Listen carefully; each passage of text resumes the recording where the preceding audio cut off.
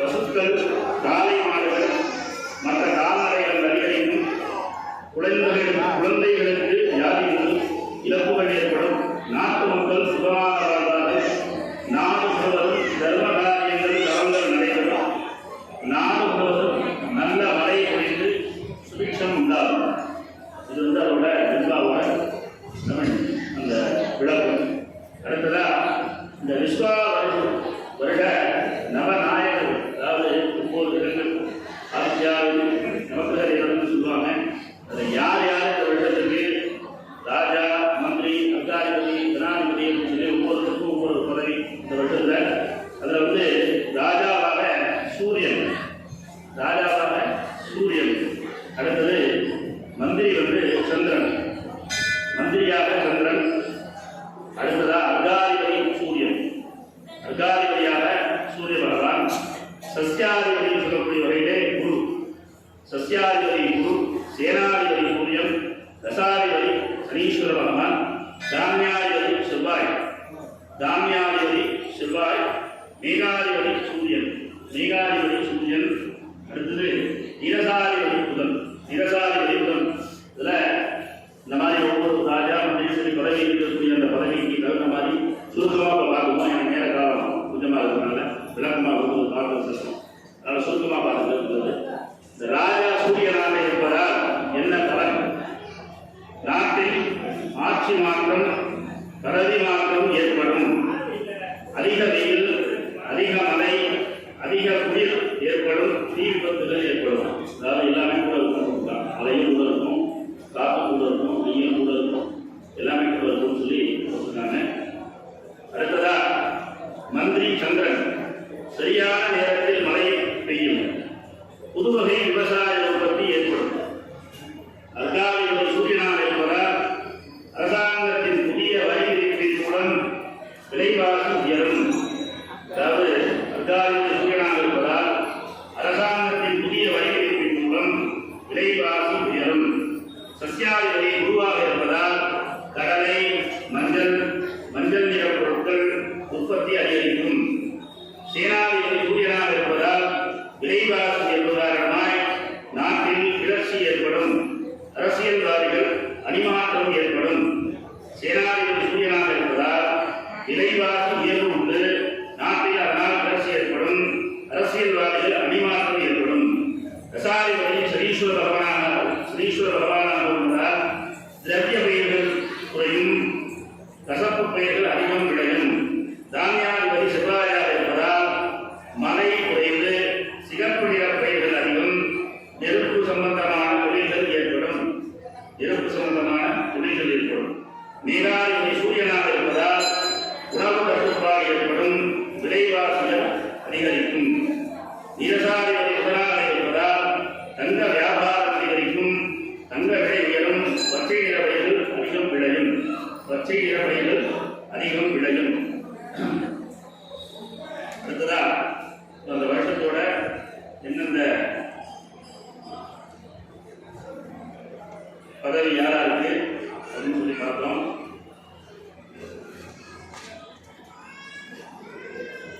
அடுத்து கிரகணங்கள். இந்த வருஷத்துல என்னென்ன கிரகணம் வருது, என்னென்ன நமக்கு தெரியும், இந்தியாவில் தெரியக்கூடிய கிரகணம் என்ன, அந்த கிரகணத்தோட விளையாடுகள் நம்ம யாராவது செஞ்சுக்கலாம். அதாவது பொதுவாக கிரகணம் தெரிஞ்ச எல்லாருமே படிக்கிறது நல்லது. என்னென்ன கிரகணம் தெரிவிக்கிறத இந்த விஸ்வாவசம் பார்ப்போம். விஸ்வாவசத்தில் 2 சூரிய கிரகணங்களும் 2 சந்திர கிரகணங்களும் சம்பவிக்கின்றன. இதில் 2 சூரிய கிரகங்கள்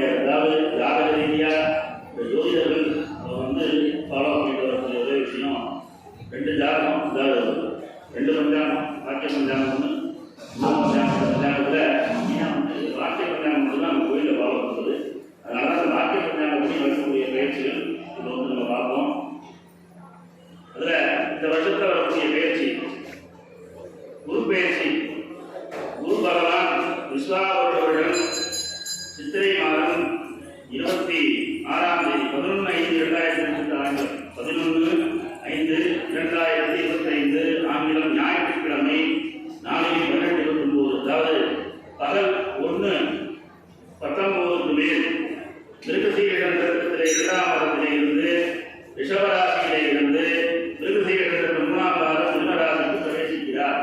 அதாவது குரு பயிற்சி இந்த வருடத்தில் வருது. குரு பகவான் விஸ்வாவருட வருடம் சித்திரை மாதம் 26ஆம் தேதி 11/5/2025 பயிற்சிக்கிறான்னு சொல்லி போட்டுருக்காங்க. அதனால குரு பயிற்சி இதான் ஞாபகம் உள்ளது. அடுத்ததா குரு அதிசாரம். குரு பகவான் அதே அதிசாரம் விஸ்வாவருட வருடம் புரட்டாதி மாதம் 22ஆம் தேதி 8/10/2025 புதன்கிழமை புறப்பட்டத்தின் 4ஆம் பாதம் கடகராசியிலே அதிசாரம் புரிகிறார். அதிசாரங்கிறது ஜாதக ரீதியாக ஒரு விஷயம். பயிற்சி ஞாபகம் போதும். சித்திரை மாதம் 28ஆம் தேதி சித்திரை மாதம் 26ஆம் தேதி 11/5/2025 11/5/2025 பகல் மணி 1:19 மேல் ஞாபகம் உள்ளது. அடுத்ததாக சனிப்பயிற்சி. சனி பகவான் விஸ்வாவருடன் மாசி மாதம் 22ஆம் தேதி 8/3/2026 6/3/2026 இந்த சனிப்பயிற்சி தான் ரொம்ப குழப்பமாக இருந்தது. போன வருஷம் பயிற்சி இருக்கா இல்லையா அப்படின்னு. பொதுவாக ஆலயத்தோட விசேஷங்கள் மதுரையில் என்ன விசேஷங்கள் அதாவது உற்சவங்கள்லாம் திருவிழாக்கள் என்ன அங்கே கடவுளோ அதை நம்ம சொல்லுறது அதை ஃபாலோ பண்ணி நம்ம பண்ணிட்டு இருக்கோம். அதே மாதிரி பயிற்சிகள் குரு பயிற்சினா ஆரம்பி சனி பயிற்சினா திருநள்ளாறு அதாவது அந்த ஸ்தலங்களில் எப்போ பயிற்சி சொல்கிறாங்களோ அதே நேரத்தில் அதே காலங்களில் தான் ஆலயத்தில் தான் பயிற்சி பண்ணுறது. வாக்கிய படி அந்த சனி பயிற்சி ஆகப்பட்டது விஸ்வாவருட வருடம் மாசி மாதம் 22ஆம் தேதி 6/3/2026 வெள்ளிக்கிழமை நாளிகை சரியாக 4:51 காலை மணி 6:26 அதிகாலையிலே 6:26க்கு புரட்டாதி நட்சத்திரம் 3ஆம் பாதம் கும்பராசியிலிருந்து புரட்டாதி நட்சத்திரம் 4ஆம் பாதம் மீனராசிக்கு பிரவேசிக்கிறார். அதனால சனிப்பயிற்சி என்ற பலன்கள் எல்லாரும் ஒவ்வொரு வீரர்களும் போட்டுப்பாங்க. என்னென்ன ஜோதிடர்கள் கலந்து ஏதாவது பரிகாரம் பண்ணணும். அந்த பரிகாரங்களை அதிகமாக இருக்க முடியும். அதுபோல இந்த வருடத்தில் 3 பயிற்சி நடக்குது. குரு பயிற்சி, சனி பயிற்சி, ராகு கேது பயிற்சி. அதாவது 1.5 வருஷத்துக்கு ராகு கேது பயிற்சி ஒரு தடவை நடக்கும். சனி பயிற்சிக்கு 2.5 வருஷத்துக்கு ஒரு தடவை நடக்குது. குரு பயிற்சி 1 வருடத்துக்கு ஒரு முறை பயிற்சியாகக்கூடிய உபயோகம் குரு பயிற்சி. இதில் ராகு கேது பயிற்சி. ராகு பகவான் விஸ்வாவருடம் சித்திரை மாதம் இந்த வருடம் சித்திரை மாதம் 13ஆம் தேதி முதல்ல ராகு கேது பயிற்சி தான் வருது. ஃபர்ஸ்ட் ராகு கேது பயிற்சி, 2வது சித்திரை மாதம் 26ஆம் தேதி குரு பயிற்சி. சித்திரை மாதத்திலே வரக்கூடிய 13ஆம் தேதி 6/4/2025 சனிக்கிழமை நாளிகை 25:48 மாலை மணி அதாவது சாயற்ற 4:20 மணிக்கு மேல் புரட்டாதி நட்சத்திரம் 4ஆம் பாதம் மீனராசியிலே இருந்து புரட்டாதி நட்சத்திரம் 3ஆம் பாதம் கும்பராசிக்கு பிரவேசிக்கிறார். அதாவது மீனராசியிலிருந்து கும்பராசிக்கு ராகு பகவான் பிரவேசமாகிறார் சித்திரை மாதம் 13ஆம் தேதி. அதே போல இந்த கேது பகவான் விஸ்வாவருடன் சித்திரை மாதம் அதே 13ஆம் தேதி 26/4/2025 சனிக்கிழமை நாளிகை 25:48 நாளை மாலை மணி 6:20 அதே டைம் தான் 2 பேர் ஒரே நேரம் ராகு கேது பயிற்சி. 4:20 மணிக்கு மேல் உத்திர நட்சத்திரம் 2ஆம் பாதம் கன்னியா லக்னத்திலே இருந்து உத்திர நட்சத்திரம் 3ஆம் பாதம் சிம்மராசிக்கு பிரவேசிக்கிறார். எனவே ராகு கேது பயிற்சி முதலே 13ஆம் தேதி சித்திரை மாதம் 13ஆம் தேதி 26/4/2025 வருவதால் ராகு கேது பயிற்சியிலே பொதுவாக ராகு கேது பயிற்சிக்கு ராகு கேதுக்கு பாலபிஷேகம் பண்ணல் மிக முக்கியமாக கருதப்படுகிறது. அதுக்குரிய தானியங்கள் கருப்பு உளுந்து கொண்டு அதே மாதிரி அவருக்கு அருகம்புல் இவருக்கு தரத்தை வச்சு அரளிப்பூ வச்சு அர்ச்சனை பண்ணிக்கலாம். அதனால அந்த பரிகாரம் பண்ணக்கூடியவர்கள் அந்த நாட்களிலே பரிகாரம் பண்ணி கொடுக்குமாறு கேட்டுக்கொள்கிறோம். அடுத்தது முக்கியமாக இருக்கக்கூடிய விஸ்வாவருட கந்தாய பலன். இந்த கந்தாய பலன்ல முதலிலே பூஜ்யமாக இருந்தால் 4 மாதம் கஷ்டம். இதெல்லாம் நல்லா தெரிந்து கொள்ளும். முதலிலே பூஜ்யமாக இருந்தால் 4 மாதம் கஷ்டம். 2ஆவதாக பூஜ்யம் வந்தால் 4 மாதம் தரித்திரம். 3ஆவதாக பூஜ்யம் வந்தால் 4 மாதம் நிம்மதி. 3 பூஜ்யமாக வந்தால் கஷ்டம், தரித்திரம், நிம்மதி குறைவு.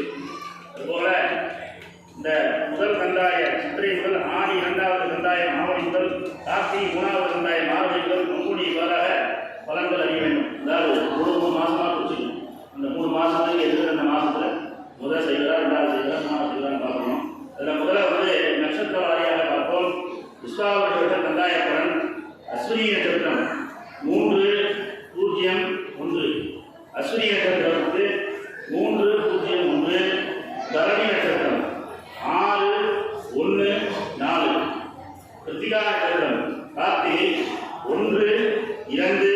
2. ரோகிணி நட்சத்திரம் 4 0 0.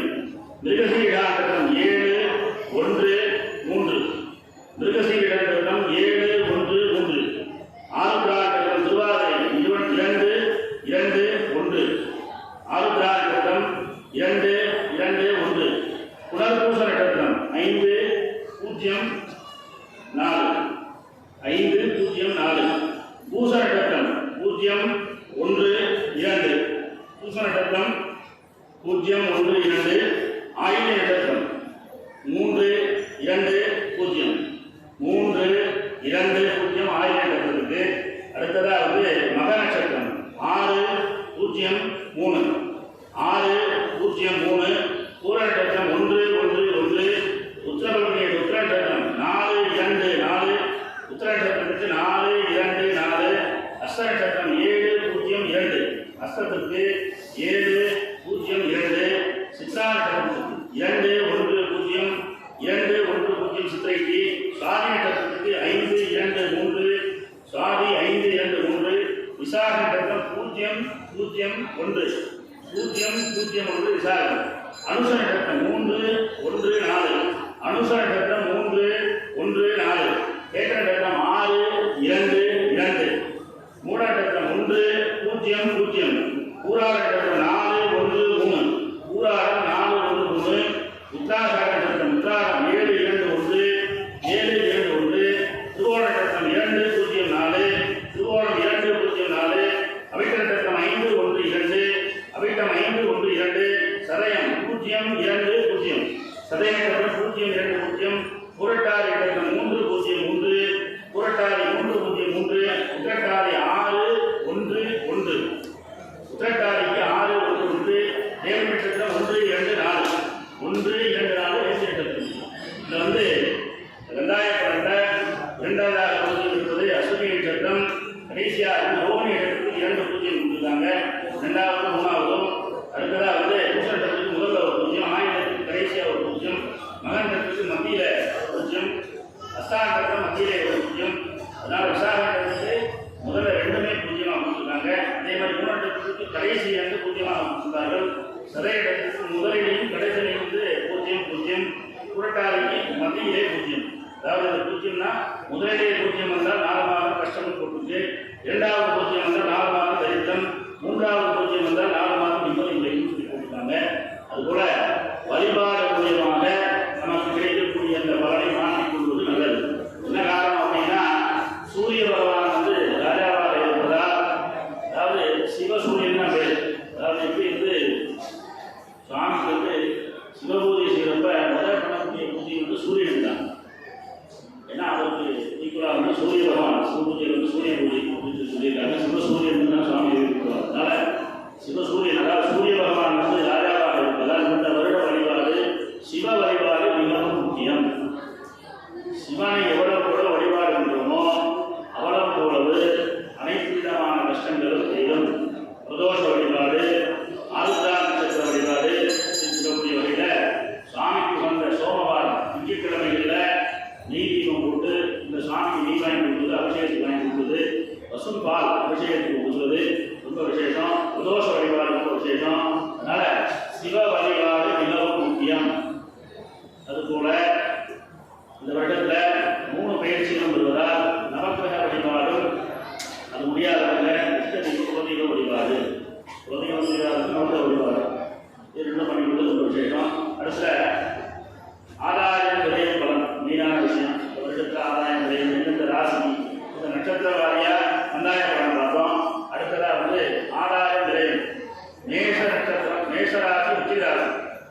மேஷம் ரிச்சிகம். ஆதாயம் 2 விரயம் 14. ஆதாயம் 2 விரயம் 14 மேஷத்திற்கும் ரிச்சிகத்திற்கும். அடுத்ததா ரிஷபராசி துலாராசி. உங்களுக்கு ஆதாயம் 11 விரயம் 5.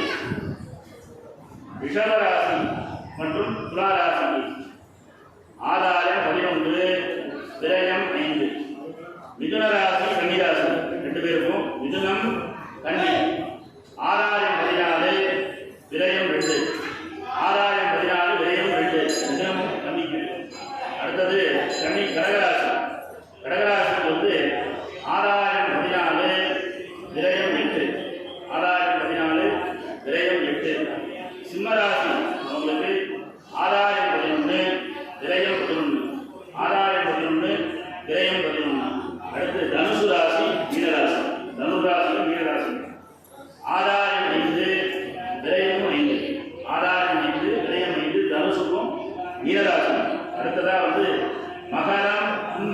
மகரத்துக்கும் கும்பராசிக்கும் 6 8 விரயம் 14 6 8 விரயம் 14 மகர ராசிக்கும் கும்பராசிக்கும் மொத்தம் வருஷத்தில் 6 மொத்தத்துக்கு 65 ராசி வாரியாக விரயம் 50 மொத்த ராசி வாரியாக 6 65 விரயம் 59. எனவே இந்த வருட பலனில் மிக முக்கியமாக 3 பெயர்ச்சிகள் நடைபெற உள்ளதால் அந்த முதலிலே ராகுகேது பயிற்சி, இரண்டாவதாக குரு பயிற்சி, சனி பயிற்சி, அடுத்ததாக குரு பயிற்சி வரிசையாக இருக்கு. 3 பயிற்சிகள் என்பதால் எவ்வளவு தர்மங்கள் தானங்கள் அனைவருக்கும் செய்கின்றோமோ அவ்வளவு நமது ராசி சம்பந்தமான பிரச்சனைகளும் தோஷங்களும் குறையும். இதில் ஒன்றும் பெரிய ரகசியமாக கிடையாது. அதனால் எவ்வளோ தானங்களும் தர்மங்களும் கூடுகிறதோ இந்த வருஷத்தோட பலன்லேயே அது போட்டுருக்கு. தானங்களும் தர்மங்களும் கூடும் அப்படின்னு எவ்வளோ தானங்கள் நம்ம பண்ணுறோமோ அவ்வளோ எல்லாருக்கும் நல்லா இருக்கும். அதுபோல் எல்லாருக்கும் எல்லா விதமான நலன்களும் எல்லா விதமான செல்வங்களும் சகல ஐஸ்வர்யங்களும் தேக ஆரோக்கியமும் கிடைக்க வேண்டும் என்று எல்லாரும் ஸ்ரீ மீனாட்சி சுப்பநாத சுவாமியை பிரார்த்தனை செய்து கொண்டு அனைவரும் இஷ்டத்தையும் குலதெய்வத்தையும் பிரார்த்தனை செய்து கொண்டு எல்லாருக்கும் எல்லாம் கிடைக்கணும்னு சொல்லி பிரார்த்தனை செய்வோமா.